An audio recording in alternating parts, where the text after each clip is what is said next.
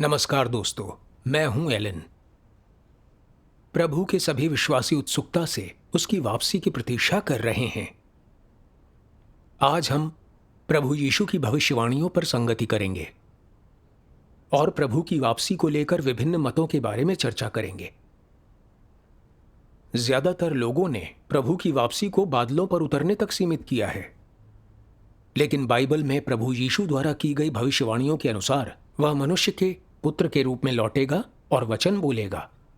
प्रभु ने कई मौकों पर मनुष्य के पुत्र के आगमन या प्रकटन की भविष्यवाणी की है, और इसका मतलब परमेश्वर के देह में प्रकट होकर कार्य करने से है, और यही सबसे शुद्ध व्याख्या है, और यह किसी धार्मिक कलीसिया में सुनने को नहीं मिलेगी।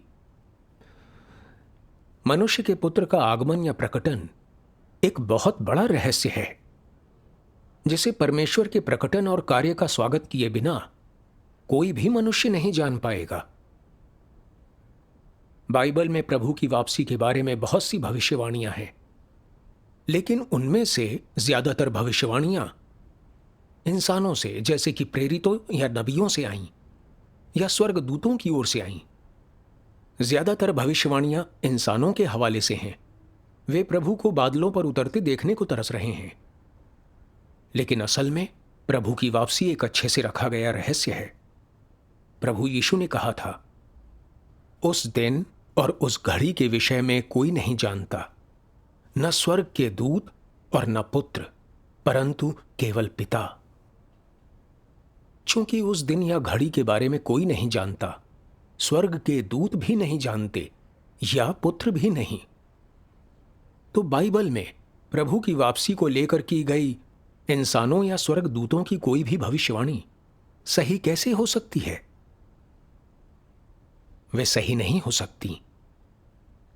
अगर हम प्रभु का स्वागत करना चाहते हैं तो प्रभु यीशु की भविष्यवाणियों पर भरोसा करना होगा। यह प्रभु का स्वागत करने की एकमात्र उम्मीद है। इसलिए सबके सामने बादलों पर प्रभु के उतरने का इंतजार कर रहे लोग बेशक आपदाओं में घिर जाएंगे, वे रोते और दांत पीसते रह जाएंगे। प्रभु यीशु ने कहा था, क्योंकि जैसे बिजली पूर्व से निकलकर पश्चिम तक चमकती है, वैसे ही मनुष्य के पुत्र का भी आना होगा। क्योंकि जैसे बिजली आकाश के एक छोर से कौंधकर आकाश के दूसरे छोर तक चमकती है, वैसे ही मनुष्य का पुत्र भी अपने दिन में प्रकट होगा। परंतु पहले अवश्य है कि वह बहुत दुख उठाए और इस युग के लोग उसे तुच्छ ठहराएं। मुझे तुमसे और भी बहुत सी बातें कहनी हैं, परंतु अभी तुम उन्हें सह नहीं सकते। परंतु जब वह अर्थात सत्य का आत्मा आएगा तो तुम्हें सब सत्य का मार्ग बताएगा और आने वाली बातें तुम्हें बताएगा। देख, मैं द्वार पर खड़ा हुआ खटखटाता हूं। यदि कोई मेरा शब्द सुनकर द्वार खोलेगा तो मैं उसके पास भीतर आकर उसके साथ भोजन करूंगा और वह मेरे साथ। जिसके कान हो वह सुन ले कि आत्मा कलीसियाओं से क्या कहता है। मेरी भेड़ें मेरा शब्द सुनती हैं, मैं उन्हें जानता हूं और वे मेरे पीछे पीछे चलती हैं। प्रभु यीशु की इन भविष्यवाणियों में हम क्या देख सकते हैं? प्रभु के वचन हमें साफ तौर पर बताते हैं कि वह अंत के दिनों में मनुष्य के पुत्र के रूप में लौटेगा, और यही देह धारण है, और वह मुख्य रूप से वचन बोलेगा, बहुत से सत्य व्यक्त करेगा और परमेश्वर के चुने हुओं को सत्यों में प्रवेश कराएगा। धरती पर आकर और सत्य व्यक्त करके प्रभु कौन सा कार्य पूरा करेगा? बेशक यह परमेश्वर के घर से शुरू होने वाला न्याय का कार्य करने के लिए है, जो यह भी साबित करता है कि परमेश्वर अंत के दिनों का न्याय कार्य सत्य व्यक्त करने के द्वारा करता है। फिर हम प्रभु का स्वागत कैसे कर सकते हैं? वह मनुष्य के रूप में आ रहा है, जो एकदम साधारण इंसान की तरह दिखता है। उसमें कुछ भी अलौकिक नहीं है। उसके बाहरी स्वरूप को देखकर कोई भी नहीं कह पाएगा कि यह परमेश्वर का आगमन है। सबसे अहम बात है मनुष्य का पुत्र के कथनों को सुनना और देखना कि यह ईशवाणी है या नहीं। ईशवाणी को जानकर और दरवाजे खोलकर ही प्रभु का स्वागत किया जा सकता है। अगर परमेश्वर सत्य बोलता है और लोग उसे खारिज करते हैं तो वे उसका स्वागत नहीं कर पाएंगे। प्रकाशित वाक्य में बार बार यह भविष्यवाणी की गई है।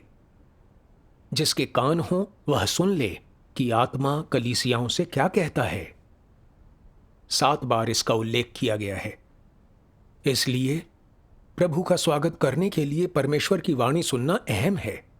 यह उसके स्वागत का एकमात्र रास्ता है। आप जानते हैं कि प्रभु का स्वागत करने की कुंजी क्या है? सही कहा, वो कुंजी है हमें ईश वाणी सुनने की कोशिश करनी ही होगी। और वाणी का मतलब है लौट कर आए प्रभु द्वारा व्यक्त किए गए बहुत से सत्य। वे सभी सत्य जो लोगों ने पहले कभी नहीं सुने और जिन्हें बाइबल में कभी दर्ज नहीं किया गया। बुद्धिमान कुंवारियां सुन पाती हैं कि मनुष्य के पुत्र द्वारा व्यक्त किए गए सभी वचन सत्य हैं, ईशवाणी हैं, और वे बड़ी खुशी से प्रभु का स्वागत करती हैं। सिर्फ प्रभु ही सत्य व्यक्त करने में सक्षम है। केवल प्रभु ही सत्य, मार्ग और जीवन है। अगर कोई मनुष्य के पुत्र द्वारा व्यक्त वचनों को सुनकर भी उदासीन रहता है, उन्हें खारिज करता है, इनकार करता है, तो वह मूर्ख कुंवारी है जिसे प्रभु अंत में त्याग देगा। ऐसे लोग आपदाओं में घिरकर रोएंगे और अपने दांत पीसेंगे। अभी तक धार्मिक जगत ने प्रभु का स्वागत नहीं किया है, बल्कि वे परमेश्वर को दोष देते और ठुकराते हुए मायूसी की दशा में जी रहे हैं। जबकि परमेश्वर की भेड़ें उसकी वाणी सुनने के बाद उत्सुकता से सच्चे मार्ग की खोज और पड़ताल करती हैं। इस तरह वे प्रभु का स्वागत कर पाती हैं। अर्थात जब अंत के दिनों में प्रभु लौटता है तो वह मनुष्य के पुत्र के रूप में प्रकट होकर सभी सत्य व्यक्त करता है। और प्रभु के प्रकटन की खोज करने में हमारे लिए सबसे अहम यह खोजना है कि प्रभु द्वारा व्यक्त सभी सत्य कहाँ हैं। उस कलीसिया को खोजना जिसमें परमेश्वर बोल रहा है। मनुष्य के पुत्र द्वारा व्यक्त सत्य का पता चलने पर उस वाणी के स्रोत तक पहुंचकर आप परमेश्वर के प्रकटन और कार्य को जान सकते हैं। जैसे ही आपको पता चलेगा कि प्रभु द्वारा व्यक्त सभी सत्य इंसान को शुद्ध करने और बचाने के लिए हैं, तब आप प्रभु की वापसी को स्वीकार लेंगे और उसका स्वागत कर चुके होंगे। यह प्रभु का स्वागत करने का सबसे अच्छा और आसान तरीका है।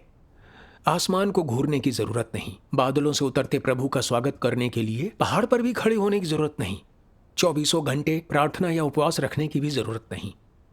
जरूरत है कि आप इंतजार करें और परमेश्वर की वाणी सुनने की अपनी खोज में कभी न रुकें।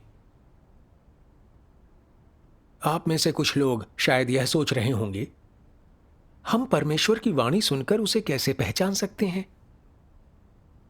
दरअसल परमेश्वर की वाणी सुनना जरा भी मुश्किल नहीं है। प्रभु यीशु ने कहा था, आधी रात को धूम मची, देखो दूल्हा आ रहा है, उससे भेंट करने के लिए चलो। जब भी किसी को परमेश्वर के प्रकटन की या यह गवाही देते सुने कि उसने बहुत से सत्य व्यक्त किए हैं, आपको फौरन छानबीन करनी चाहिए कि परमेश्वर द्वारा बोले गए ये वचन सत्य हैं या नहीं। अगर ये सत्य हैं तो आपको इन्हें स्वीकारना चाहिए, क्योंकि परमेश्वर की भेड़ उसकी वाणी सुन सकती है। यह परमेश्वर द्वारा पूर्व निर्धारित है और इससे कोई फर्क नहीं पड़ता कि कोई इंसान कितना शिक्षित है, वह बाइबल को कितनी अच्छी तरह जानता है या उसका अनुभव कितना गहरा है। ईसाई होने के नाते प्रभु यीशु द्वारा व्यक्त बहुत से वचन सुनकर हम कैसा महसूस करते हैं? बिना किसी अनुभव या प्रभु के वचनों के समझ के भी उन्हें सुनते ही महसूस कर सकते हैं कि ये वचन सत्य हैं, इनमें अधिकार और सामर्थ्य है। हम देख सकते हैं कि ये वचन गहरे और रहस्यपूर्ण हैं, इंसान की समझ से परे हैं। यही प्रेरणा और सहज ज्ञान की भूमिका है। हम इस भाव को साफ तौर पर व्यक्त कर पाए या नहीं, परंतु यही बात सही है। और यह दिखाने के लिए भी काफी है कि किसी के पास हृदय और आत्मा है या नहीं, वह परमेश्वर के वचनों में सामर्थ्य और अधिकार को महसूस कर पाता है या नहीं। परमेश्वर की वाणी को सुनना बिल्कुल ऐसा ही है। थोड़ी और गहराई में जाएं तो परमेश्वर के वचनों की अन्य विशेषताएं क्या हैं?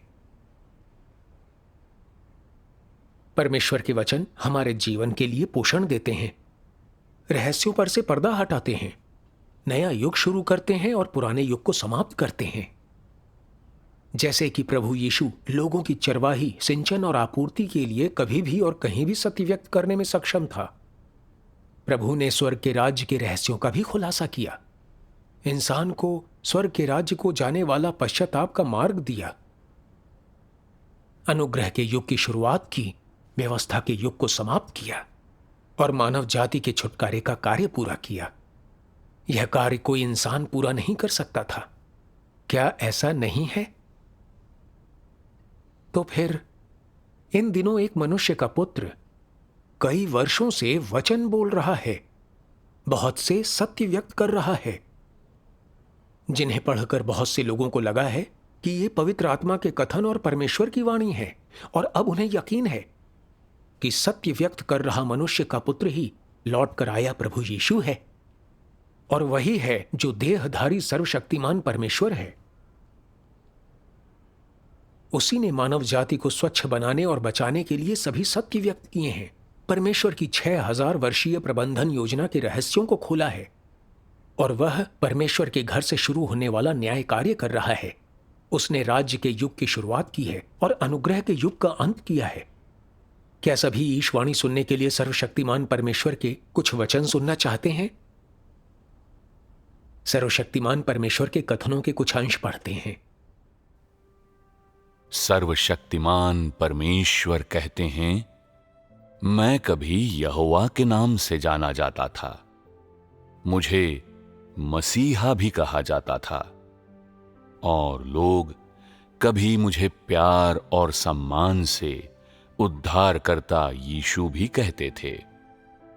किंतु आज मैं वो यहोवा या यीशु नहीं हूं जिसे लोग बीते समयों में जानते थे। मैं वो परमेश्वर हूं जो अंत के दिनों में वापस आया है, वो परमेश्वर जो युग का समापन करेगा। मैं स्वयं परमेश्वर हूं जो अपने संपूर्ण स्वभाव से परिपूर्ण और अधिकार, आदर और महिमा से भरा पृथ्वी के छोरों से उदित होता है। लोग कभी मेरे साथ संलग्न नहीं हुए हैं, उन्होंने मुझे कभी जाना नहीं है, और वे मेरे स्वभाव से हमेशा अनभिज्ञ रहे हैं। संसार की रचना के समय से लेकर आज तक एक भी मनुष्य ने मुझे नहीं देखा है। ये वही परमेश्वर है जो अंत के दिनों के दौरान मनुष्यों पर प्रकट होता है, किंतु मनुष्यों के बीच में छिपा हुआ है।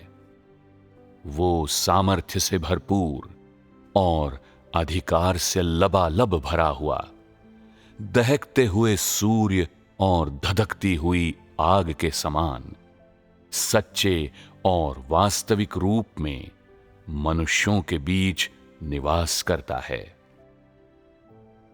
ऐसा एक भी व्यक्ति या चीज नहीं है जिसका मेरे वचनों द्वारा न्याय नहीं किया जाएगा, और ऐसा एक भी व्यक्ति या चीज नहीं है जिसे जलती आग के माध्यम से शुद्ध नहीं किया जाएगा।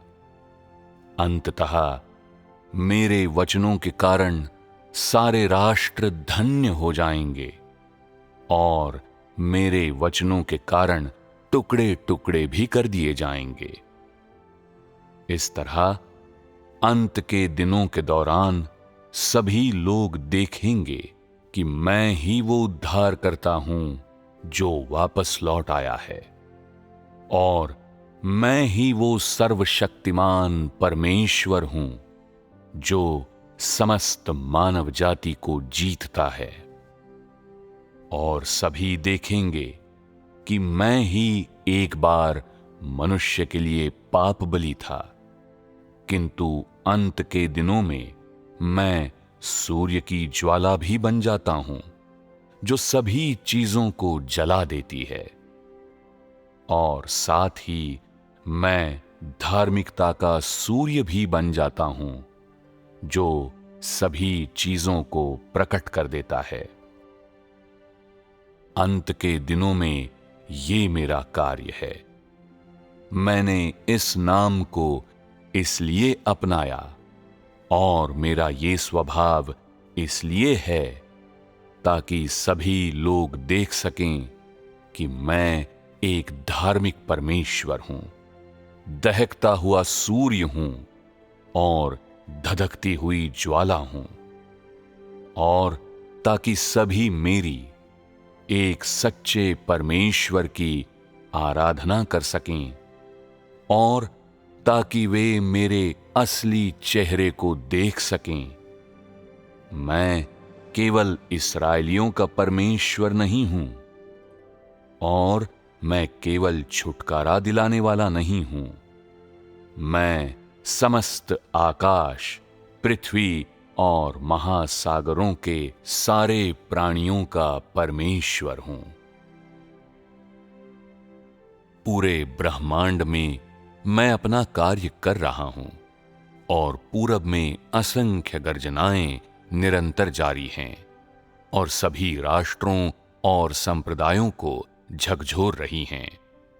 ये मेरी वाणी है जो सभी मनुष्यों को वर्तमान में ले आई है।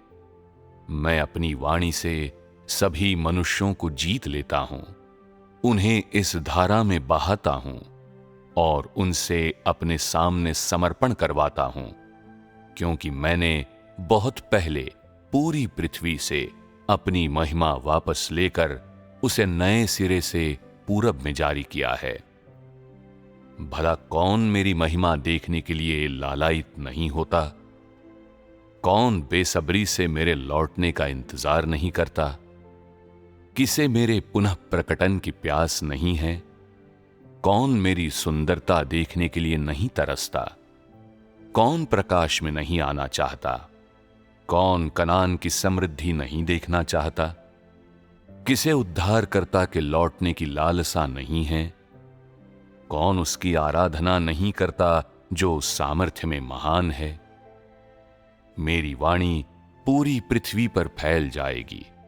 मैं अपने चुने हुए लोगों के सामने आकर उनसे और अधिक वचन बोलूंगा। मैं उन शक्तिशाली गर्जनाओं की तरह जो पर्वतों और नदियों को हिला देती हैं, पूरे ब्रह्मांड के लिए और पूरी मानव जाति के लिए अपने वचन बोलता हूं। इस प्रकार मेरे मुंह से निकले वचन मनुष्य का खजाना बन गए हैं और सभी मनुष्य मेरे वचनों को संजोते हैं। बिजली पूरब से चमकते हुए दूर पश्चिम तक जाती है। मेरे वचन ऐसे हैं जिन्हें मनुष्य छोड़ना नहीं चाहता और साथ ही उनकी थाह भी नहीं ले पाता, फिर भी उनमें और अधिक आनंदित होता है। सभी मनुष्य खुशी और आनंद से भरे हैं और मेरे आने की खुशी मनाते हैं, मानो किसी शिशु का जन्म हुआ हो। अपनी वाणी के माध्यम से मैं सभी मनुष्यों को अपने समक्ष ले आऊंगा। उसके बाद मैं औपचारिक रूप से मनुष्यों की जाति में प्रवेश करूंगा ताकि वे मेरी आराधना करने लगें। स्वयं द्वारा विकीर्ण महिमा और अपने मुंह से निकले वचनों से मैं ऐसा करूंगा कि सभी मनुष्य मेरे समक्ष आएंगे और देखेंगे कि बिजली पूरब से चमकती है और मैं भी पूरब में जैतून के पर्वत पर अवतरित हो चुका हूं। वे देखेंगे कि मैं बहुत पहले से पृथ्वी पर मौजूद हूं, अब यहूदियों के पुत्र के रूप में नहीं बल्कि पूरब की बिजली के रूप में, क्योंकि बहुत पहले मेरा पुनरुत्थान हो चुका है और मैं मनुष्यों के बीच से जा चुका हूं और फिर अपनी महिमा के साथ लोगों के बीच पुनः प्रकट हुआ हूं। मैं वही हूं जिसकी आराधना अब से असंख्य युगों पहले की गई थी और मैं वो शिशु भी हूं जिसे अब से असंख्य युगों पहले इस्राएलियों ने त्याग दिया था। इसके अलावा मैं वर्तमान युग का संपूर्ण महिमा में सर्वशक्तिमान परमेश्वर हूं। सभी मेरे सिंहासन के सामने आएं और मेरे महिमामय मुखमंडल को देखें, मेरी वाणी सुनें और मेरे कर्मों को देखें। यही मेरी संपूर्ण इच्छा है, यही मेरी योजना का अंत और उसका चरमोत्कर्ष है, और साथ ही मेरे प्रबंधन का उद्देश्य भी। हर राष्ट्र मेरी आराधना करे, हर जिह्वा मुझे स्वीकार करे, हर मनुष्य मुझ में आस्था रखे और हर मनुष्य मेरी अधीनता स्वीकार करे। जैसे ही मैं बोलने के लिए ब्रह्मांड की तरफ अपना चेहरा घुमाता हूं, सारी मानव जाति मेरी आवाज सुनती है और उसके उपरांत उन सभी कार्यों को देखती है जिन्हें मैंने समूचे ब्रह्मांड में गढ़ा है। वे जो मेरी इच्छा के विरुद्ध खड़े होते हैं, अर्थात जो मनुष्य के कर्मों से मेरा विरोध करते हैं, वे मेरी ताड़ना के अधीन आएंगे। मैं स्वर्ग के असंख्य तारों को लूंगा और उन्हें फिर से नया कर दूंगा, और मेरी बदौलत सूर्य और चंद्रमा नए हो जाएंगे। आकाश अब और वैसा नहीं रहेगा जैसा वो था, और पृथ्वी पर बेशुमार चीजों को फिर से नया बना दिया जाएगा। मेरे वचनों के माध्यम से सभी पूर्ण हो जाएंगे। ब्रह्मांड के भीतर अनेक राष्ट्रों को नए सिरे से बांटा जाएगा और उनका स्थान मेरा राज्य लेगा, जिससे पृथ्वी पर विद्यमान राष्ट्र हमेशा के लिए विलुप्त हो जाएंगे और एक राज्य बन जाएंगे जो मेरी आराधना करता है। पृथ्वी के सभी राष्ट्रों को नष्ट कर दिया जाएगा और उनका अस्तित्व समाप्त हो जाएगा। ब्रह्मांड के भीतर मनुष्यों में से उन सभी का जो शैतान से संबंध रखते हैं सर्वनाश कर दिया जाएगा, और वे सभी जो शैतान की आराधना करते हैं उन्हें मेरी जलती हुई आग के द्वारा धराशायी कर दिया जाएगा। अर्थात उनको छोड़कर जो अभी धारा के अंतर्गत हैं, शेष सभी को राख में बदल दिया जाएगा।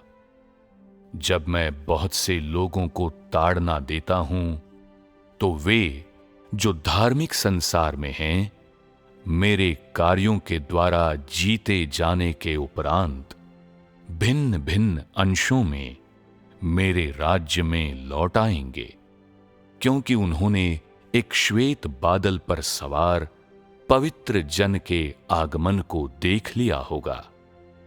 सभी लोगों को उनकी किस्म के अनुसार अलग अलग किया जाएगा और वे अपने अपने कार्यों के अनुरूप ताड़नाएं प्राप्त करेंगे। वे सब जो मेरे विरुद्ध खड़े हुए हैं नष्ट हो जाएंगे।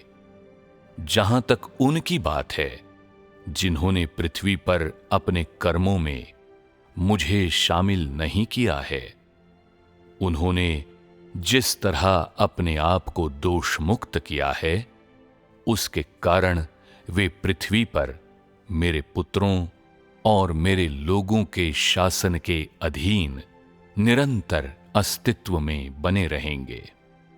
मैं अपने आप को असंख्य लोगों और असंख्य राष्ट्रों के सामने प्रकट करूंगा और अपनी वाणी से पृथ्वी पर जोर जोर से और ऊंचे तथा स्पष्ट स्वर में अपने महाकार्य के पूरे होने की उद्घोषणा करूंगा, ताकि समस्त मानव जाति अपनी आंखों से देखे। सर्वशक्तिमान परमेश्वर के वचन सुनकर अब कैसा महसूस हो रहा है? क्या यह परमेश्वर की वाणी है? सर्वशक्तिमान परमेश्वर के हर वाक्य में अधिकार और सामर्थ्य है। यह लोगों को झकझोर देता है। परमेश्वर के अलावा भला कौन पूरी मानवता को संबोधित कर सकता है? कौन मानव जाति को बचाने की परमेश्वर की इच्छा को व्यक्त कर सकता है? कौन सबसे पहले सामने से परमेश्वर की योजना और अंत के दिनों में उसके कार्य की व्यवस्थाओं के साथ साथ इंसान के परिणाम का खुलासा कर सकता है? कौन पूरे ब्रह्मांड को परमेश्वर के प्रशासनिक आदेश बता सकता है? परमेश्वर के अलावा कोई भी यह काम नहीं कर सकता। पूरी मानवता के लिए सर्वशक्तिमान परमेश्वर के कथन हमें परमेश्वर के वचनों के अधिकार और शक्ति को महसूस करने देते हैं। उसके कथन सीधे परमेश्वर से आए हैं। यह स्वयं परमेश्वर की वाणी है। सर्वशक्तिमान परमेश्वर के इन वचनों से ऐसा लगता है मानो परमेश्वर स्वर्ग में ऊंचे पर पूरी दुनिया के सामने खड़े होकर बोल रहा है। सर्वशक्तिमान परमेश्वर सृष्टि के प्रभु के अपने ओहदे से पूरी मानवता से बात कर रहा है। परमेश्वर के धार्मिक प्रतापी स्वभाव का खुलासा कर रहा है जो कोई अपराध नहीं सहेगा। पहली ही बार में सर्वशक्तिमान परमेश्वर के वचनों को लोग ना भी समझ पाएं या उन्हें कोई वास्तविक अनुभव या समझ ना मिले, मगर परमेश्वर की भेड़ें फिर भी महसूस करेंगी कि सर्वशक्तिमान परमेश्वर का हर एक वचन सामर्थ्य और अधिकार से भरपूर है, और उन्हें यकीन हो जाता है कि यह परमेश्वर की वाणी है और उसकी आत्मा से आ रही है। यह प्रभु यीशु के इन वचनों को साकार करता है। मेरी भेड़ें मेरा शब्द सुनती हैं, मैं उन्हें जानता हूं और वे मेरे पीछे पीछे चलती हैं। अब हमने परमेश्वर की वाणी सुन ली है और उसके द्वारा व्यक्त सत्य को जान लिया है। तो फिर सत्य व्यक्त करके परमेश्वर कौन सा कार्य करने आया है? वह अंत के दिनों में न्याय का कार्य करने आया है, जिसे प्रभु यीशु की भविष्यवाणियों से साबित किया जा सकता है। पिता किसी का न्याय नहीं करता, परंतु न्याय करने का सब काम पुत्र को सौंप दिया है। वरन उसे न्याय करने का भी अधिकार दिया है, इसलिए कि वह मनुष्य का पुत्र है। यदि कोई मेरी बातें सुनकर ना माने तो मैं उसे दोषी नहीं ठहराता, क्योंकि मैं जगत को दोषी ठहराने के लिए नहीं, परंतु जगत का उद्धार करने के लिए आया हूं। जो मुझे तुच्छ जानता है और मेरी बातें ग्रहण नहीं करता है, उसको दोषी ठहराने वाला तो एक है, अर्थात जो वचन मैंने कहा है वही पिछले दिन में उसे दोषी ठहराएगा। मुझे तुमसे और भी बहुत सी बातें कहनी हैं, परंतु अभी तुम उन्हें सह नहीं सकते। परंतु जब वह अर्थात सत्य का आत्मा आएगा तो तुम्हें सब सत्य का मार्ग बताएगा और आने वाली बातें तुम्हें बताएगा। हम पतरस की पहली पुस्तक के अध्याय 4 पद 17 को भी नहीं भूल सकते, क्योंकि वह समय आ चुका है कि परमेश्वर के घर से न्याय शुरू किया जाए। ये भविष्यवाणियां बहुत ही स्पष्ट हैं। अंत के दिनों में न्याय परमेश्वर के घर से शुरू होगा, और यह उन सभी लोगों के बीच किया जाएगा जिन्होंने अंत के दिनों में परमेश्वर का न्याय कार्य स्वीकार लिया है, अर्थात देहधारी मनुष्य का पुत्र मानव जाति का न्याय और उसे शुद्ध करने के लिए बहुत सारे सत्य व्यक्त करेगा और परमेश्वर के चुने हुओं को सत्य में प्रवेश कराएगा। यही अंत के दिनों में उद्धारकर्ता द्वारा किया जाने वाला न्याय कार्य है, जिसकी योजना परमेश्वर ने बहुत पहले बनाई थी।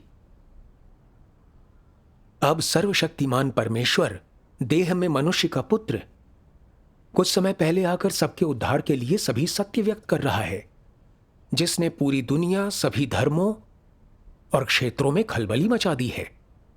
अधिक से अधिक लोग परमेश्वर की वाणी पर ध्यान दे रहे हैं, सच्चे मार्ग की जांच पड़ताल कर रहे हैं।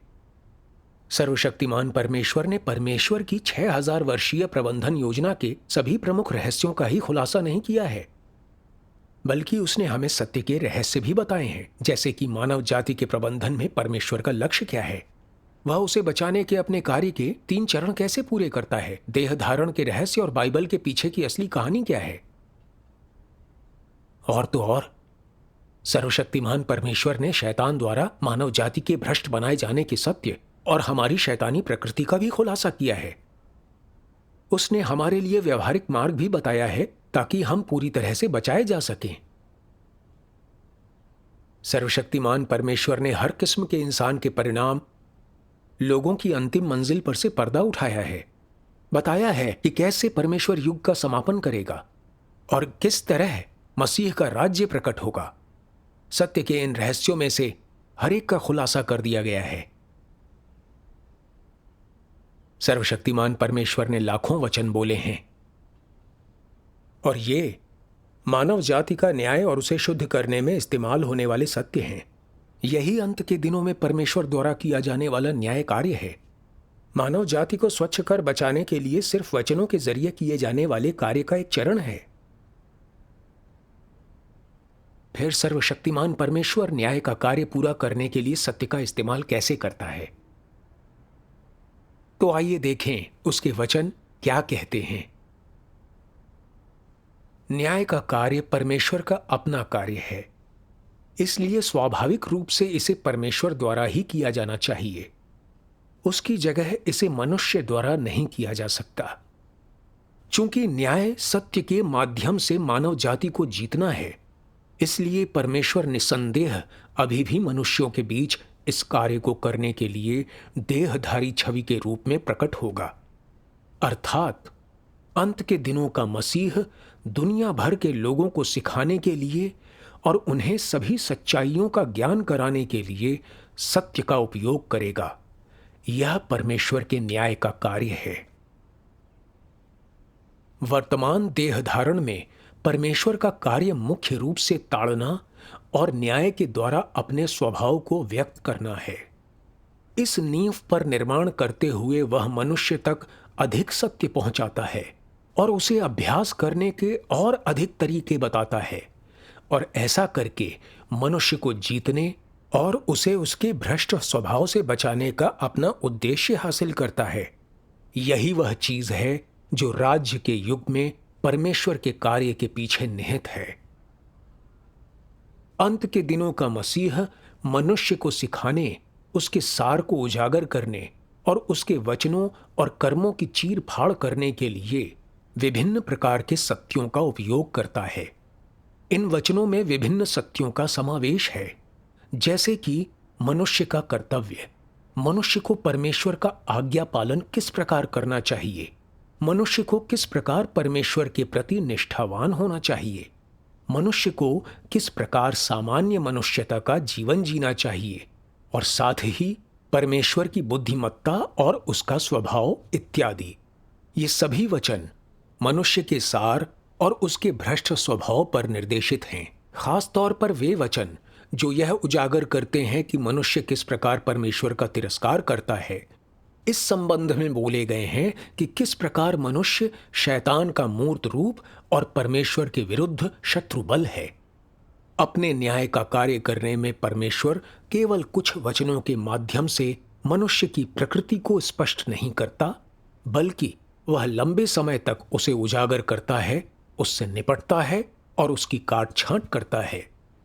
उजागर करने, निपटने और काट छांट करने की इन तमाम विधियों को साधारण वचनों से नहीं, बल्कि उस सत्य से प्रतिस्थापित किया जा सकता है जिसका मनुष्य में सर्वथा अभाव है।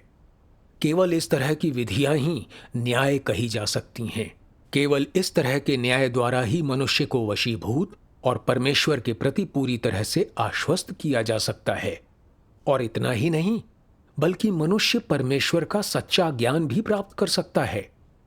न्याय का कार्य मनुष्य में परमेश्वर के असली चेहरे की समझ पैदा करने और उसकी स्वयं की विद्रोहशीलता का सत्य उसके सामने लाने का काम करता है। न्याय का कार्य मनुष्य को परमेश्वर की इच्छा, परमेश्वर के कार्य के उद्देश्य और उन रहस्यों की अधिक समझ प्राप्त कराता है जो उसकी समझ से परे हैं। यह मनुष्य को अपने भ्रष्ट सार तथा अपनी भ्रष्टता की जड़ों को जानने पहचानने और साथ ही अपनी कुरूपता को खोजने का अवसर देता है। ये सभी परिणाम न्याय के कार्य द्वारा लाए जाते हैं, क्योंकि इस कार्य का सार वास्तव में उन सभी के लिए परमेश्वर के सत्य, मार्ग और जीवन का मार्ग प्रशस्त करने का कार्य है जिनका उस पर विश्वास है। यह कार्य परमेश्वर के द्वारा किया जाने वाला न्याय का कार्य है। परमेश्वर के वचन पढ़कर यह स्पष्ट हो जाना चाहिए कि अंत के दिनों में परमेश्वर का न्याय कार्य मुख्य रूप से सत्य व्यक्त करके, सत्य से इंसान का न्याय करके उसे स्वच्छ कर और बचाकर किया जाता है। अर्थात अंत के दिनों में परमेश्वर अपने न्याय कार्य के जरिए मानव जाति को स्वच्छ करता है, लोगों के समूह को बचाकर पूर्ण करता है, जो अपने दिलो दिमाग से परमेश्वर के साथ एक हैं। यही परमेश्वर की 6000 वर्षीय प्रबंधन योजना का फल है। अंत के दिनों के न्याय कार्य का केंद्र यही है। इसलिए सर्वशक्तिमान परमेश्वर धरती पर आने के बाद से सत्य व्यक्त कर रहा है, लोगों के भ्रष्ट स्वभाव को उजागर कर उसका न्याय कर रहा है। हमारी गांठ छांट, निपटान, परीक्षण और परिशोधन से हमारा भ्रष्ट स्वभाव बदल रहा है। यह इंसान के पाप की जड़ दूर करता है, जिससे हम पाप छोड़कर शैतान के प्रभाव से मुक्त हो जाते हैं और परमेश्वर के प्रति समर्पित भी हो पाते हैं। इस बात पर कुछ लोग उलझन में पड़ सकते हैं कि प्रभु यीशु ने पहले ही मानव जाति को छुटकारा दिला दिया है, तो फिर इंसान का न्याय करने के लिए परमेश्वर को सत्य क्यों व्यक्त करना है? वजह यह है कि प्रभु यीशु ने सिर्फ छुटकारे का कार्य किया था, यानी प्रभु यीशु में आस्था रखने से पापों की माफी मिलती है या सही ठहराया जाता है, जिससे लोग परमेश्वर के समक्ष प्रार्थना करने, उससे बात करने और उसके अनुग्रह और आशीषों का आनंद लेने योग्य हो जाते हैं। लेकिन पाप बलि के रूप में प्रभु यीशु की भूमिका से मनुष्य के पाप क्षमा हुए। इससे मनुष्य की पापी प्रकृति की समस्या जड़ से खत्म नहीं हुई। और ये सभी तथ्य हैं। इसीलिए अनुग्रह के युग में रहने वाले सभी लोग इस तथ्य को स्वीकारते हैं कि हमारे पापों को क्षमा किए जाने के बाद भी हम हर समय पाप करते रहे, हम इससे बच नहीं पाए। हम पाप मुक्त होने को तरसते रहे पर मुक्त नहीं हो पाए। हम दिन में पाप करने और रात में उसे कबूल करने के दुष्चक्र में जीवन जी रहे थे। इसीलिए प्रभु यीशु ने भविष्यवाणी की थी, मुझे तुमसे और भी बहुत सी बातें कहनी हैं, परंतु अभी तुम उन्हें सह नहीं सकते। परंतु जब वह अर्थात सत्य का आत्मा आएगा तो तुम्हें सब सत्य का मार्ग बताएगा और आने वाली बातें तुम्हें बताएगा। इसका संदर्भ अंत के दिनों के न्याय कार्य से है, जो प्रभु यीशु दोबारा आने पर करेगा। वह मानव जाति के भ्रष्ट स्वभावों को पूरी तरह से स्वच्छ करेगा और उसकी पापी प्रकृति को जड़ से ठीक कर देगा। इस तरह लोगों को पूरी तरह बचाया जा सकेगा। यानी जो अंत के दिनों के न्याय कार्य का अनुभव न करके सिर्फ प्रभु यीशु के छुटकारे का अनुभव करेंगे, वे यह जानने से अधिक कुछ नहीं कर पाएंगे कि उनके पाप कर्म कौन से हैं। वे इंसान की पापी प्रकृति की जड़ को नहीं देख पाएंगे, यानी वे इंसान की शैतानी प्रकृति और स्वभावों को नहीं समझ पाएंगे। उन्हें ठीक करने की बात तो बहुत दूर की बात है। मनुष्य की पापी प्रकृति का मूल कारण यानी भ्रष्ट स्वभाव की समस्या को सिर्फ परमेश्वर के न्याय कार्य से ही ठीक किया जा सकता है। सर्वशक्तिमान परमेश्वर कहते हैं, मनुष्य को छुटकारा दिए जाने से पहले शैतान के बहुत से जहर उसमें पहले ही डाल दिए गए थे और हजारों वर्षों तक शैतान द्वारा भ्रष्ट किए जाने के बाद मनुष्य के भीतर ऐसा स्थापित स्वभाव है जो परमेश्वर का विरोध करता है। इसलिए जब मनुष्य को छुटकारा दिलाया गया है तो यह छुटकारे के उस मामले से बढ़कर कुछ नहीं है जिसमें मनुष्य को एक ऊंची कीमत पर खरीदा गया है, किंतु उसके भीतर की विषैली प्रकृति समाप्त नहीं की गई है। मनुष्य को, जो कि इतना अशुद्ध है, परमेश्वर की सेवा करने के योग्य होने से पहले एक परिवर्तन से होकर गुजरना चाहिए। न्याय और ताड़ना के इस कार्य के माध्यम से मनुष्य अपने भीतर के गंदे और भ्रष्ट सार को पूरी तरह से जान जाएगा और वह पूरी तरह से बदलने और स्वच्छ होने में समर्थ हो जाएगा। केवल इसी तरीके से मनुष्य परमेश्वर के सिंहासन के सामने वापस लौटने के योग्य हो सकता है। आज किया जाने वाला समस्त कार्य इसलिए है ताकि मनुष्य को स्वच्छ और परिवर्तित किया जा सके। वचन के द्वारा न्याय और ताड़ना के माध्यम से और साथ ही शुद्धिकरण के माध्यम से भी मनुष्य अपनी भ्रष्टता दूर कर सकता है और शुद्ध बनाया जा सकता है। इस चरण के कार्य को उद्धार का कार्य मानने के बजाय यह कहना कहीं अधिक उचित होगा कि यह शुद्धिकरण का कार्य है। वास्तव में यह चरण विजय का और साथ ही उद्धार के कार्य का दूसरा चरण है। वचन द्वारा न्याय और ताड़ना के माध्यम से मनुष्य परमेश्वर द्वारा प्राप्त किए जाने की स्थिति में पहुंचता है और शुद्ध करने, न्याय करने और प्रकट करने के लिए वचन के उपयोग के माध्यम से मनुष्य के हृदय के भीतर की सभी अशुद्धताओं, धारणाओं, प्रयोजनों और व्यक्तिगत आकांक्षाओं को पूरी तरह से प्रकट किया जाता है।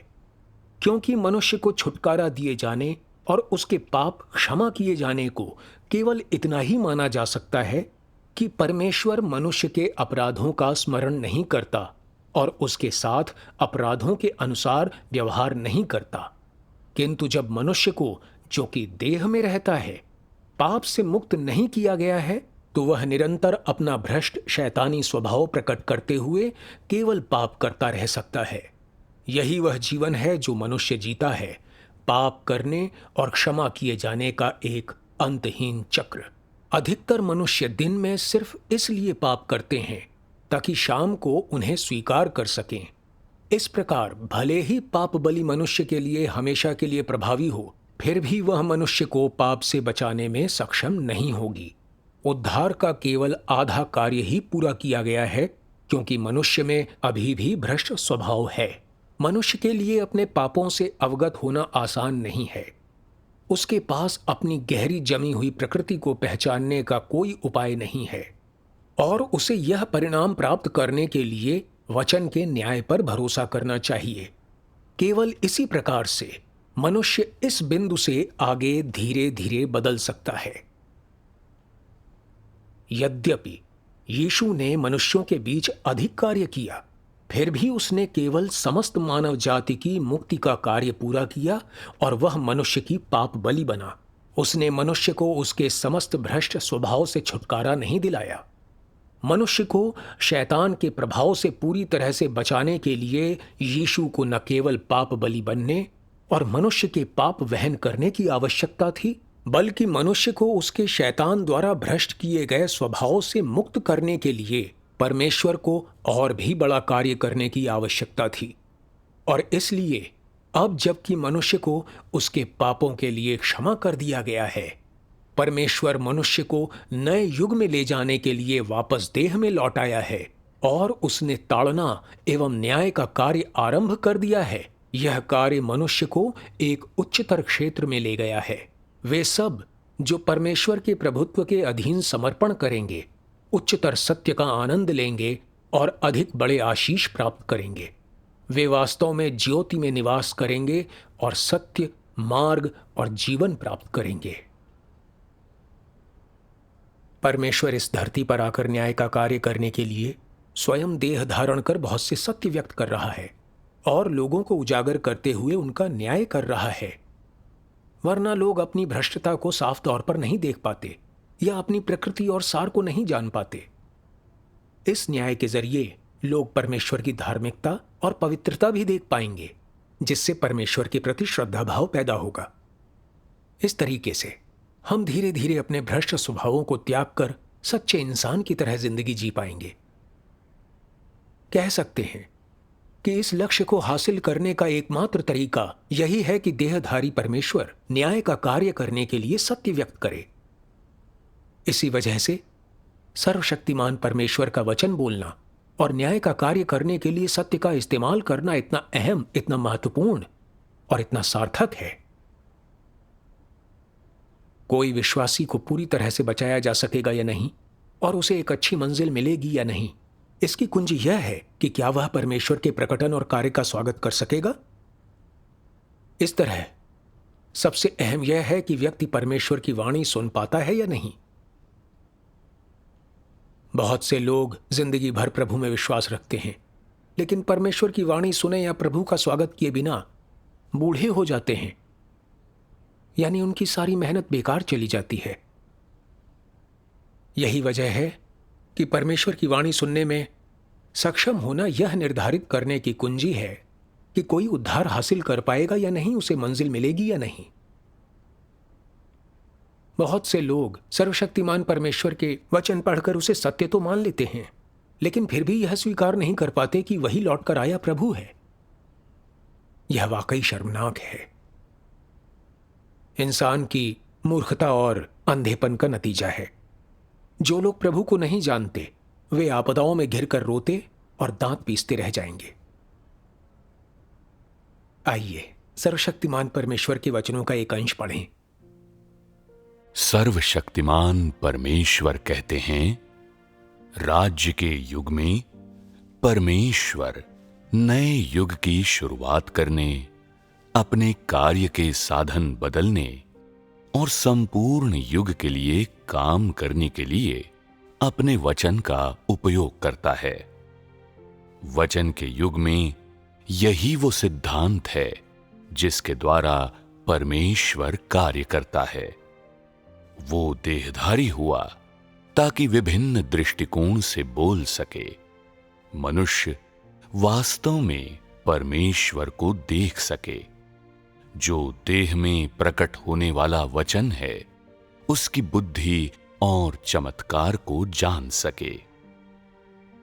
इस तरह का कार्य मनुष्य को जीतने, उन्हें पूर्ण बनाने और खत्म करने के लक्ष्यों को बेहतर ढंग से हासिल करने के लिए किया जाता है। वचन के युग में वचन के उपयोग का यही वास्तविक अर्थ है। वचन के द्वारा परमेश्वर के कार्यों को, परमेश्वर के स्वभाव को, मनुष्य के सार और इस राज्य में प्रवेश करने के लिए मनुष्य को क्या करना चाहिए, ये जाना जा सकता है। वचन के युग में परमेश्वर जिन सभी कार्यों को करना चाहता है वे वचन के द्वारा संपन्न होते हैं। वचन के द्वारा ही मनुष्य की असलियत का पता चलता है, उसे नष्ट किया जाता है और परखा जाता है। मनुष्य ने वचन देखा है, सुना है और वचन के अस्तित्व को जाना है। इसके परिणाम स्वरूप वो परमेश्वर के अस्तित्व पर विश्वास करता है। मनुष्य परमेश्वर के सर्वशक्तिमान होने और उसकी बुद्धि पर, साथ ही साथ मनुष्य के लिए परमेश्वर के हृदय के प्रेम और मनुष्य को बचाने की उसकी इच्छा पर विश्वास करता है। यद्यपि वचन शब्द सरल और साधारण है, देहधारी परमेश्वर के मुख से निकला वचन संपूर्ण ब्रह्मांड को झकझोरता है और उसका वचन मनुष्य के हृदय को रूपांतरित करता है।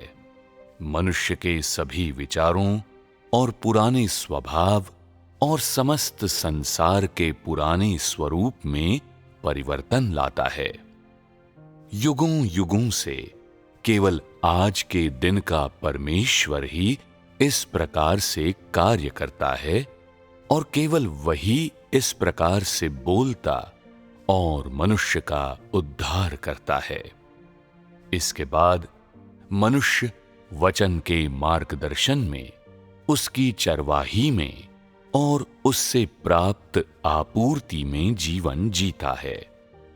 वो वचन के संसार में जीता है, परमेश्वर के वचन के कोप और आशीषों के बीच जीता है तथा और भी अधिक लोग अब परमेश्वर के वचन के न्याय और ताड़ना के अधीन जीने लगे हैं। ये वचन और ये कार्य सब कुछ मनुष्य के उद्धार, परमेश्वर की इच्छा को पूरा करने और पुरानी सृष्टि के संसार के मूल स्वरूप को बदलने के लिए है। परमेश्वर ने संसार की सृष्टि वचन से की। वो समस्त ब्रह्मांड में मनुष्य की अगुवाई वचन के द्वारा करता है, उन्हें वचन के द्वारा जीतता और उनका उद्धार करता है। अंत में वो इसी वचन के द्वारा समस्त प्राचीन जगत का अंत कर देगा। तभी उसके प्रबंधन की योजना पूरी होगी।